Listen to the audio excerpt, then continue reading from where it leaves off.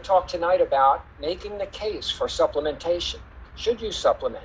Are all supplements created equal, and is there a right and wrong way to go about it? And I like to talk about the understanding how America's health picture has changed over the past several decades, and understanding the impact of those changes, the continued impact of those changes, and learning what you can do about it and what other people can do about it. I like to start with a quote from a former Surgeon General, C. Everett Koop, who said he believed that over 90% of chronic disease was caused by diet, lifestyle, and the environment. We're going to cover them in this order here: lifestyle, diet, and the environment. We're going to go through those one at a time quickly. How has our lifestyle changed over the past 50, 60, 70 years? It's changed incredibly. We go from a very active lifestyle to a much more sedentary lifestyle. We go to a lifestyle where we ate farm fresh foods to a lifestyle of this packaged and fast foods. We used to get lots of activity. Now our activity consists of sitting behind a screen somewhere. So our lifestyles have changed dramatically over the years and continue to change. Today we have more TV, more computer, more work, stress, processed food, environmental contaminants, oxidative stress, and prescription drugs, and less sleep, less exercise, and less quality food. Here's a fairy tale for you. Once upon a time, Americans slept almost 8 hours a night. That's a fairy tale. It doesn't happen anymore. Today, 1 in 3 Americans don't get enough sleep. And sleeping less than 7 hours a day is associated with increased risk of developing chronic degenerative conditions such as obesity, diabetes, high blood pressure, heart disease, stroke, and mental distress. It's even associated with Alzheimer's disease. I love this quote here from a professor of medicine at the University of Pittsburgh who said it used to be popular for people to say, yeah, I'll sleep when I'm dead. The ironic thing is not getting enough sleep may get you there sooner, right? Sleep is essential. It's essential to rejuvenate, replenish, and repair your body. And if you don't get enough sleep, your cognitive performance suffers, your mood suffers, your physical performance suffers, and not enough sleep is also associated with obesity today. In short, your memory worsens, your waistline expands, you get sicker, and your cancer risk increases. And whatever happened to the 40-hour work week, by the way? That's another myth. That's another fairy tale. I mean, everybody out there works more than 40 hours. Americans work more hours per year and take less vacations than any other present country. In the U.S., 85% of men and 66% of women work more than 40 hours a week. And screen time. Do we get enough screen time? The average American home has more televisions than people, and the television is on more than 8 hours a day. What is that doing to our health? Well, some recent studies say that adolescent behavior suggests that screen time is considered a risk factor for ADHD symptoms. And the association between screen time and this behavioral changes is greater than any other risk factor, greater than the lack of sleep, parental stress, or socioeconomic factors. Screen time, the average American watches 5 hours and 4 minutes of TV a day. That's 35 hours a week. That's like a full-time job right there. That's a lot of screen time. And then you look at screen time as it relates to not only adults, but children. The Mayo Clinic says that the negative effects from spending too much time in front of a screen include obesity, irregular sleep behavior problems, and impaired social skills. Other research shows that too much blue light from our devices may contribute to the causation of cancer, diabetes, heart disease, and obesity. And you have to look, if you're going to look at lifestyle changes, you have to look at the trend in obesity. You just have to look at the trend in obesity. You can't ignore it. And it's shocking when you do. Here's 1991. You see all the blue states on there. The blue states there were between 10 and 15% of all the people in those blue states there in 1991 were considered obese. Skip ahead to 1993 to 95. Let's jump all the way to 1998 to 2000. There's only 2 of those light blue states left. All the others are greater than that. The dark blues of more than 15 to 20% obese. And now you see the purple ones of 20 to 25% obese, meaning 25% obese, meaning 1 out of every 4 people in all those states colored in purple were considered obese. This is going back 20 years ago. Then you jump ahead to 2008 to 2010, and the picture gets really scary. Go ahead to 2014, and you see 43 states with adult obesity rates of greater than 25%. 43 states where 1 out of every 4 people is not just overweight, they're obese, okay? And you see states that are now showing more than 35% are obese. And when this is projected out another 10 years from now, oh my goodness, it's crazy. They're projecting out that there's going to be states that are showing 40, 50, and even 60% of the entire population of these states as obese. What I find interesting is that when you look at this rise in obesity, and then you look at the ever-increasing rise in chronic degenerative conditions, I believe there's a correlation here. We're getting fatter and fatter as a nation, and chronic disease is on the rise. Millions and millions of people get chronic diseases every year, including children. And we're talking about heart disease, arthritis, osteoporosis, ulcers, digestive diseases. Today, 44 out of every 100 people will die from cancer or heart disease, 2 diseases that were virtually unknown just over a century ago. According to the National Cancer Institute, every day more than 4,750 Americans have to hear the dreadful news, I'm sorry, you have cancer. I mean, cancer rates have subsided a little bit since 1950, but it's still the second leading cause of death in the U.S., causing 1 out of every 6 deaths in the U.S. More than 2,200 people have a heart attack every day. 2,200 people a day. That's over 800,000 a year, 1 every 40 seconds. While we're on this webinar tonight, over 100 people will drop from a heart attack. So lifestyle, definitely changing, right? Now we'll look at diet. Look, it's no secret that a lot of us don't eat the recommended servings of fruits and vegetables. Come on, you know it, right? It's not a secret. And the surveys say only 10% eat the recommended servings of fruits and vegetables. And those of you who are sitting there saying, oh no, I eat a healthy diet, I want to caution you, what you see may not be what you get, okay? And why is that? Because the foods are different today than they were 50, 60, and 70 years ago. Back when the farms in this country were small farms and the soil on these farms stayed rich because it was constantly recycled. As the nutrients were pulled out of the soil by the plants, they were put back into the soil. But today, in this country, we have these massive, gigantic, highly mechanized, mass-producing farming methods that push the fields to the limits. You see the fertilizers. Over 200 million tons of artificial chemical fertilizers are applied to the fields where our foods are grown today. The crops where our fields are grown, the fields where our crops are grown have been used and used and used. The plants pull 60 or 70 minerals out of the soil as they grow, but what's been put back is just a few minerals, nitrogen, phosphorus, potassium, and such, not the full spectrum of the soil, okay? You move on and look at more pesticides, insecticides, herbicides. Today, $15 billion a year is spent on just pesticides alone, $15 billion. So the foods, they still look the same. The tomatoes look like tomatoes, the oranges look like oranges, and the corn plants are still 10 feet tall. But the soil exhaustion, the excessive use of chemicals, and the mass production farming methods have resulted in poor quality, lack of flavor, and lowered food value, bottom line. And there's proof of that. And then you look at other factors, acid rain, which leaches out or locks up soil minerals. You know, the ironic thing about acid rain is that the #1 source today of the cause for acid rain is the nitrogen emissions from the fertilizer used in the factory farms. All those billions of tons of fertilizer emit the nitrogen that ends up causing the acid rain, which then leaches out the minerals from the soil so the plants don't have access to the minerals. They damage the soil, and the proof is in the pudding. You could look at study after study after study after study. Here's a 50-year-long study that showed the declining mineral content in all of our vegetables and minerals, all our vegetables and fruit. Sodium, potassium, magnesium, calcium, iron, copper, zinc, all significantly down in the content in the fruits and vegetables that we eat.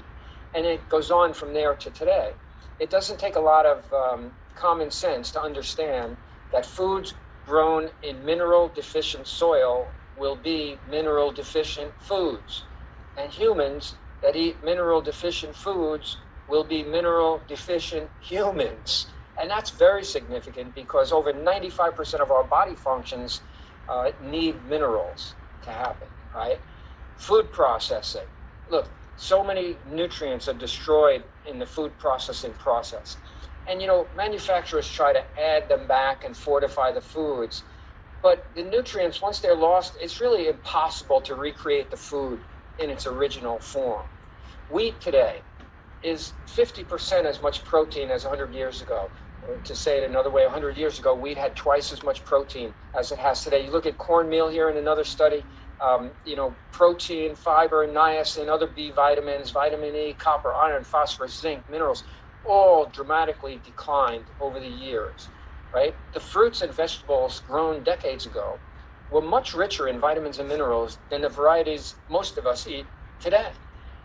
Here's another study between 1975 and 1997, a 22-year study on 12 fresh vegetables, and calcium levels dropped 27%. 27%. 2 or 3% would have been a big drop. 27%. Iron levels dropped 37%. Vitamin A and vitamin C, 21 and 30%. The foods don't have the same nutrition they had anymore, and you could look at the animals too. What about the chickens? What about the chickens? Are we to believe that chickens that live in a warehouse, never see the light of day, and eat pellets off a conveyor belt are as nutritious as the chickens of 60 or 70 years ago that used to roam outside and eat bugs and worms and microorganisms and stuff? Are they the same? Really? I don't think so. And what about the cows? I mean, what do they give these animals to make them grow so big, so fast? And what does it do to the beef and the milk that we drink? The food today is empty. It no longer contains the materials needed to promote health and provide disease resistance. The nutrients aren't in them, and it's affecting all of us. A little science lesson. The human body is composed of about 27 trillion or so cells. 27 trillion cells. And 140 billion cells die every single day. And your body has to replenish and replace them and rebuild new cells to take their place. You may live to be 80 or 90 years old, but your red blood cells only live 120 days. White blood cells only 13 days. Some skin cells 10 days. Your skeleton replaces 10% of itself every year. That means every 10 years, your entire skeleton is brand new. I mean, some skin cells last only a few days. Some stomach cells only last 4 or 5 days. So your body is constantly 140 billion new cells are being made every single day. Cells for your brain, your eyes, your nerves, your muscle tissue, bones, everything. And if the building blocks aren't there, what are the new cells going to be made of? If the building blocks to make healthy new cells aren't there, you end up with weak, sick, puny, run-down cells. And over time, it takes its course. The building blocks aren't there simply because they're not in the foods anymore. And I hope we made that point. Now let's look at a little more science here. Some scientists say that they believe cellular damage caused by oxygen-free radicals also contributes to chronic disease. Yeah, I'm not going to do the whole science, but all of your cells have pairs of negatively charged spinning electrons, and these free radicals can steal an electron, leaving an unpaired electron. So this cell now needs an electron and steals one from another cell, which steals one from another cell, which steals one from another cell, which causes a chain-like reaction that can affect millions of cells in the body and can happen anywhere in the body. But scientists believe that these free radicals can contribute to chronic disease, including premature aging, wrinkling of the skin, heart disease, cataracts, cancer, arthritis, even Alzheimer's disease, and more. And we all have controlled free radical activity in our body that helps with inflammation and other things. But when we're exposed to and bombarded with free radicals on a daily basis from things like high-fat diets, eat-on-the-run lifestyles like the ones that we have, the soil depletion, food additives, preservatives, processing, cooking, canning, UV radiation from the sun, stress. How many people today have a lot of stress? Pesticides, insecticides, herbicides, fertilizers, household and industrial cleaners and the fumes they emit, air pollution, cigarette smoke, passive smoke. I mean, each year, 21 billion pounds of toxic chemicals are released into the environment by industries. And over 4.5 billion pounds of those are recognized carcinogens. In fact, the EPA says we have more than 85,000 chemicals in the environment and only a fraction of them have ever been tested for long-term health problems. Currently, only 14% of the chemicals used in the largest volumes have the minimum amount of data publicly available to make an initial basic safety assessment. I mean, it's shocking. In 1 year alone, humans produce 250 billion tons of chemical substances. It's a toxic avalanche that's harming people and life everywhere on the planet, says Julian Cribb, author of Surviving the 21st Century. And again, the U.S. Department of Health estimates 2,000 new chemicals are being released every year, and most of these have never been screened for human safety. With every breath we take in, we breathe in free radicals. Think about that. 16 to 20 breaths a minute, 60 minutes an hour, 24 hours a day. And these free radicals cause your body, in a sense, to rust from the inside out. So, research shows that antioxidants play a critical role in the body's protection system due to their ability to neutralize free radicals. Antioxidants have the ability to donate back that electron that the cell was missing and neutralize the free radical damage. Now, look, I want to tell you that information about antioxidants is conflicting. It's just like, you read in the newspaper one day about coffee and how it's healthy for you. And the next day you read another article that says coffee, is damaging to you. One day, drinking a glass of wine every day, red wine or something, will help you live to be 100. The next day, drinking wine, every day you get these conflicting reports. And it's like that with antioxidants. And you really have to dig deep to look at where the information is coming from and where the studies are coming from, who funded the study, who has an interest in the study, how was the study conducted, what was the age group, what was the health situation of the people in this study, how did they do the supplementation. There's so many variables to it, but there's a lot of information out there that shows that damage to your cells from free radicals can cause your organs to become unhealthy, and as the body loses its ability to fight the effects of free radicals, it can lead to the degenerative process we now know as normal aging. Here's a pub.med article that I found about the role of free radicals in disease. And it says very simply, evidence is accumulating that most of the degenerative diseases that affect humanity have their origin in free radical reactions. These diseases include atherosclerosis, cancer, inflammatory joint disease, asthma, diabetes, senile dementia, and degenerative eye disease. And it goes on to say, it appears that antioxidant supplementation of our diet is needed to ensure a more healthy elderly population.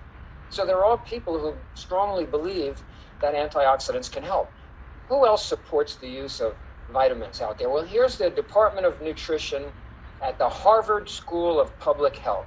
They have their own food guide pyramid, different than the USDA food guide pyramid. They have their own. But what's interesting about the Harvard food guide pyramid is that they include vitamins in theirs, that people need to take daily multivitamins and vitamin D. I found that very interesting. Here's another food guide pyramid, the Tufts University food guide pyramid. And what do they have on theirs? Again, taking vitamin supplements, in this case, calcium, vitamin D, and vitamin B12 supplements. And they even tell you how much you should take. The American Academy of Nutrition and Dietetics has a policy emphasizing the importance of good food choices, but also recognizes that supplements can help some people meet their nutritional needs. There's the Council for Responsible Nutrition. The rational use of nutritional supplements combined with a healthy diet will contribute substantially to health promotion and disease prevention. The American Heart Association, while diet is the key to getting the best vitamin and mineral, I think there's a typo in there. Getting the best vitamin and mineral supplements can help. If you're doing your best, let's go back and read the rest of it. If you're doing your best to eat healthy foods, but are still deficient in some areas, supplements can help. According to the U.S. Department of Agriculture, Guidelines for America, Dietary Guidelines for America, 2015 to 2020, individuals should aim to meet their nutrient needs through healthy eating patterns that include nutrient-dense foods. Dietary supplements may be useful in providing one or more nutrients that otherwise may be consumed in less than recommended amounts. It just goes on and on. Here's an article from the Journal of the American Medical Association, and I just took one excerpt out of it, and it says, most people do not consume an optimal amount of all vitamins by diet alone. It appears prudent for all adults to take vitamin supplements. So who does believe this information? Well, 77% of adults in the United States of America take dietary supplements. 77% take dietary supplements. Why do they take them? Well, they take them because they're looking for energy, immune health, just to fill the nutrient gaps in the nutrient-poor foods that we have available today. They take them for healthy aging and for heart health. Those are the main reasons 70% of the adult population in the U.S. currently takes supplements. And guess what? Health professionals, there's a number of surveys out there. I just pulled this one and put it in here. Here's a survey of health professionals, physicians, orthopedists, cardiologists, dermatologists, 51%, 50%, 37%. This is the percentage of these health professionals that regularly use nutritional supplements. Nurse practitioners, 71%, pharmacists, 62%, and dietitians, 74%. Dietitians, okay?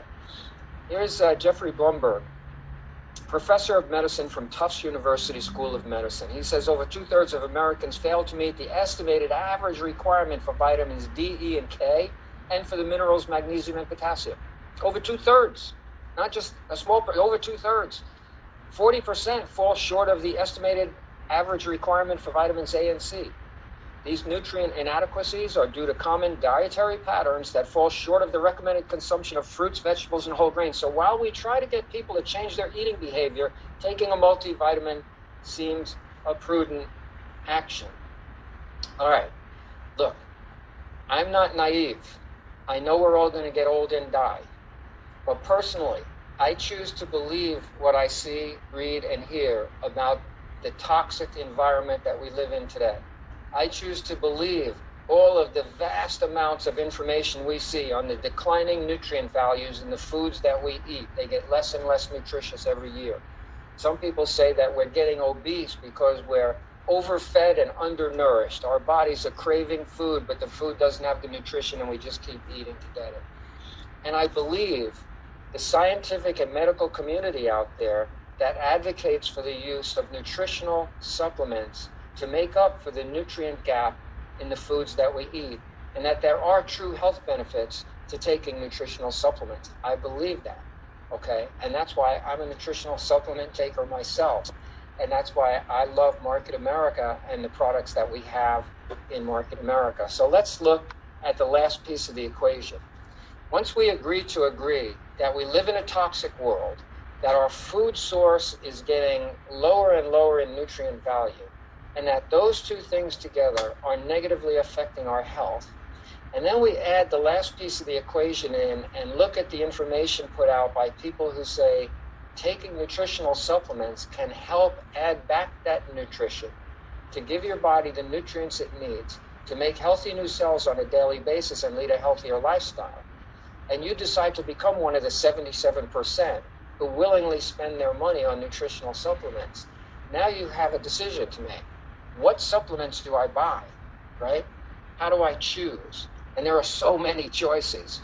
You go into a nutrition store in the mall and there's thousands of choices. And how do you decide? Well, what are the choices? There's tablets and capsules and liquids, and there's gummies, and there's gel caps, and there's lots of different things. Most of those have very limited bioavailability. What does that mean? It means that the nutrition content in the supplement doesn't get into the body, doesn't get utilized by the body. You want something that has high bioavailability, meaning the nutrition content in that supplement is actually utilized by the body. Look, I sold nutritional supplements in my pharmacy for 19 years. 19 years. And I always believed in it. And I always took supplements myself. But it was a 19-year battle with my customers to get them to continue to take their supplements. It was always me egging them on. You look run down. Are you still taking your supplements? And they'd start again. And I never questioned that. Why was it so hard to get people to continue to take their supplements? Well, one day someone came in and shared isotonic-capable supplements with me called isotonics. And I almost didn't listen because I said, I already have so many supplements in here. And they said, well, these are different. And I said, everyone says that. They all say theirs are different, you know. And she said, well, I don't think you have anything like this. It's a powdered supplement that mixes with water to form a very pleasant tasting, effervescent nutritional cocktail. And that solution is isotonic capable. And it delivers a high percent of the nutrition into the body very quickly. And then she said, and I believe people might feel the difference. And I started thinking about that. And I thought of all the people I had been selling supplements to all those years. And you know what? I believed the science was there, but nobody ever felt any different. Nobody ever told me they felt any different anyway. The ones who took the vitamins took them because I told them to take them. I was their pharmacist, and so they listened to me. But they stopped eventually because they felt the same when they were taking the vitamins as they did when they weren't taking the vitamins. So why take them? Well, that all changed when I started bringing in some isotonic capable supplements, isotonics, and asking some of my customers if they would try it for me. Let me know if it works. I told them this supplement is supposed to get a lot more nutrition in your body than what you're taking, and I'm thinking about selling them. Will you try it for me? Some people said no, they were very loyal to their own brand, and some people said yes. And for those, there was a constant flow of people always coming back in to tell me, hey, Phil, I don't know if it's a coincidence, but since I've been drinking that vitamin drink you gave me, and they would tell me a story. I'm thinking straighter. My knee doesn't bother me anymore. My allergies don't seem as bad. I have more energy. It was constant. And I thought to myself, could it be that these people are now getting some nutrition in their body they weren't getting before, not from their diet and not from the supplements I was selling them, and that's why they feel different. And that's what convinced me to open my unfranchised account. So it's the isotonic capable supplements that I believe are the ones that offer the best bioavailability. They deliver the most nutrition into the body quickest, okay? No fillers, no binders, high bioavailability. Look, this supplement industry is huge. It's $1 billion industry, and 77%, as we said earlier, of the US population willingly spends their money on supplements because they believe in it, right? You don't have to convince them of that.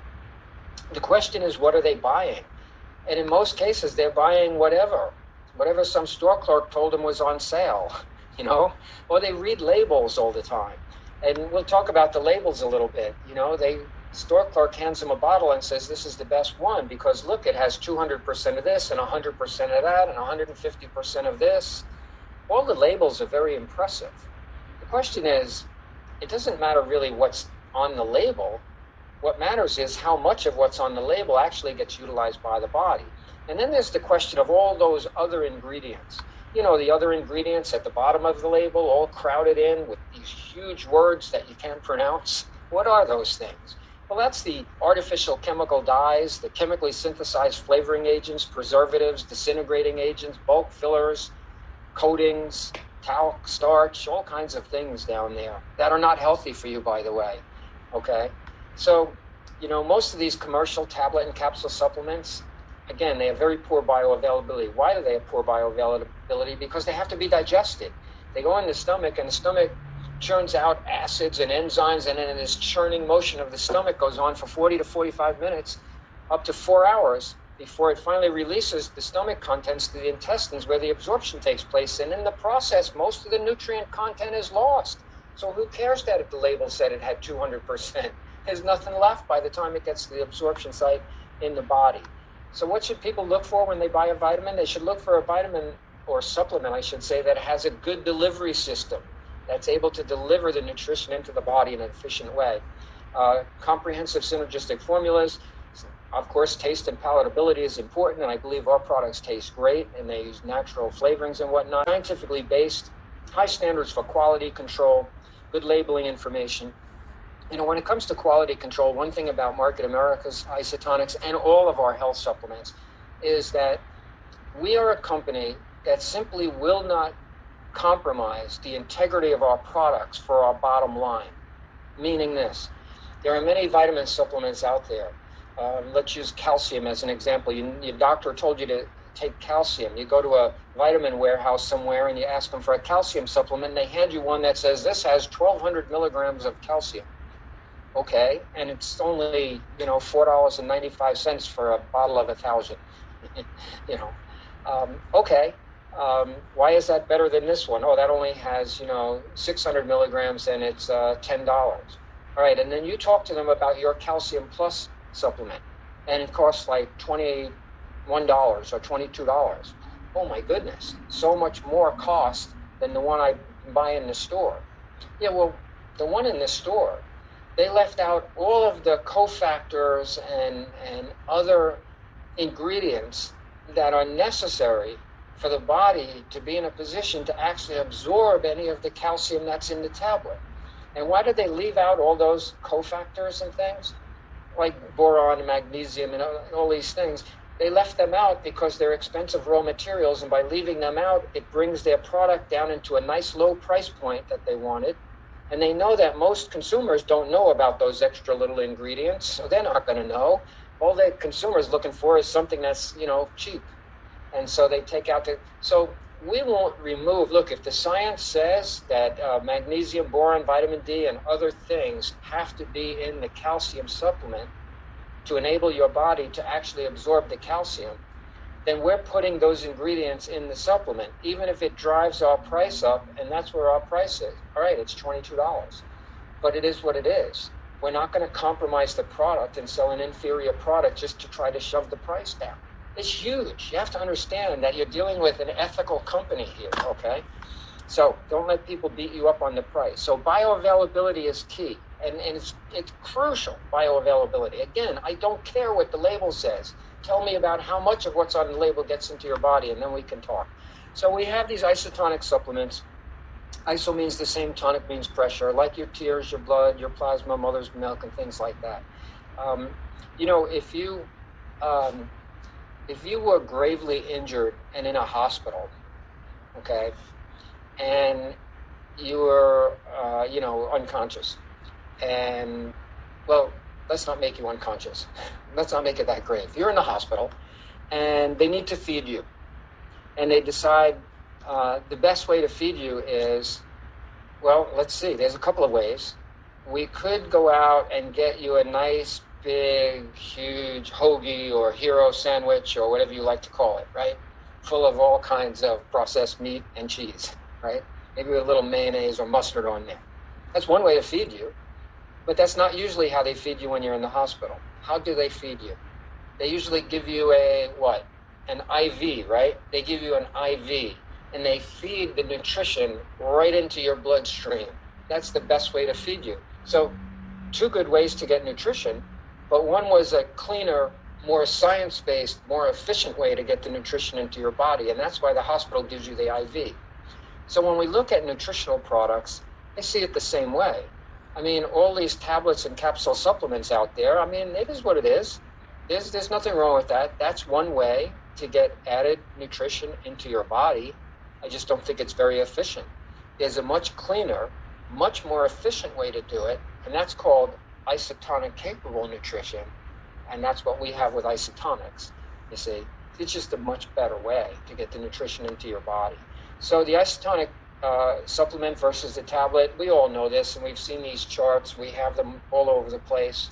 No dilution factor, natural ingredients, leaves the stomach very quickly, not prolonged to extended time in the stomach and attacked by acids and enzymes, and delivers a very high percentage of the nutrition into the small intestines, which then passively diffuses into the bloodstream very quickly, right? So the advantages: no pills to swallow, pleasant tasting, effervescent, 90 to 95% absorption right into the bloodstream. And look, everybody's looking for this today. Gluten-free is a big thing, vegan. We have what they're asking for, okay? All you have to do is look on shop.com, look in your back office, look at the information on the supplements, pull out the downloads in your back office under support materials, and you'll see that when people are asking, are they gluten-free? Do you have vegan? Yes, we do. We have vegan products, and yes, we have gluten-free, okay?